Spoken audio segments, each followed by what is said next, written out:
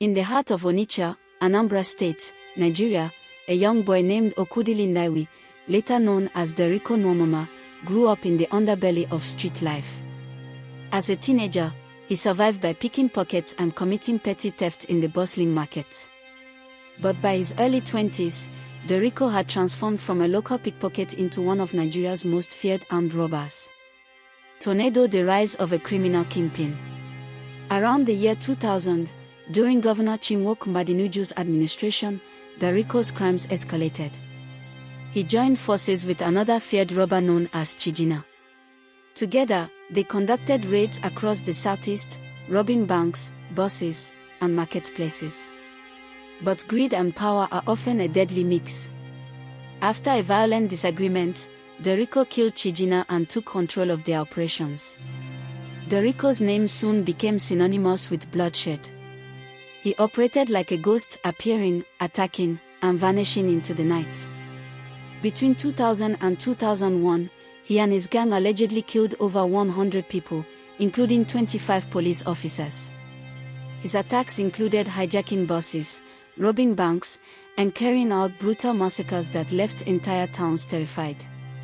One of his most horrific acts was the hijacking of a 59-seater bus at Upper Iweka, where over 50 passengers were slaughtered.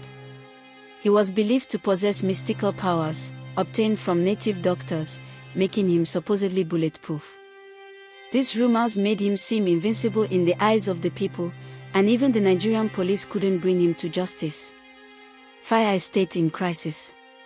As Derico's bloody trail spread across Onitsha, Nui, Ehiola, Umuarai, and even into Delta State, fear paralyzed the public. Shops closed early. Public transport operators avoided certain roads. Derico was no longer just a criminal, he was a ghost story parents used to warn their children. Despite multiple police raids and arrest of his gang members, Derico remained untouchable. The people lost faith in the police. That's when Governor Mbadinuju turned to a controversial and brutal force, the Bakassi Boys. Crossed towards the Bakassi Boys strike. The Bakassi Boys were a vigilante group feared almost as much as the criminals they pursued. Known for their mystical powers, machetes, and public executions, they had cleaned up cities like Aba and Owerri. In July 2001, Derico made a fatal mistake. While traveling from Agbo to Onitsha, he was ambushed by the Bakassi Boys at Mpo Junction. They dragged him from a public bus, and for the first time, the King of Terror had been caught. Coffin public execution. On July 9, 2001, Derico Nwamama was paraded through the streets of Onitsha. Thousands gathered at Akanje Market to witness his end. As the crowd watched, the Bakassi Boys executed him publicly by decapitation, a spectacle meant to restore public confidence and serve as a warning to others. The people rejoiced. Songs were composed about his downfall. His death brought temporary relief to a traumatized region. Clapperboard his legacy and cultural impact. Derico's story was later dramatized in Isekoba, a 2001 Nollywood film directed by Lancelot Immersion. The film retold the war between the Bakassi Boys and mystical armed robbers like Derico, blending fiction with real-life horrors.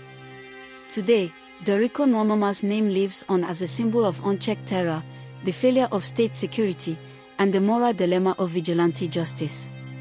Pushpin key takeaways. Name: Okwudili Ndiwe, aka Derico Nwamama.